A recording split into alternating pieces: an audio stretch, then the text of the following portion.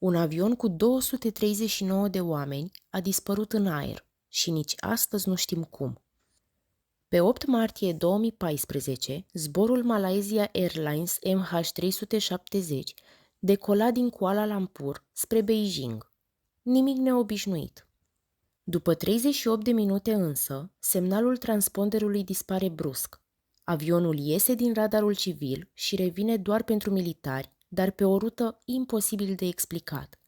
Face un viraj de 180 de grade și zboară în direcția opusă. Timp de 6 ore, aeronava continuă să transmită semnale automate către sateliți, ca și cum ar fi plutit în tăcere peste Oceanul Indian. Fără apeluri, fără mesaje, fără niciun semn de la echipaj. Când au început căutările, nu s-a găsit nimic. Zero. Abia după 16 luni, bucăți din aripă și fuselaj au fost găsite pe plaje din Madagascar și Africa de Est, confirmate oficial ca fiind de la MH370.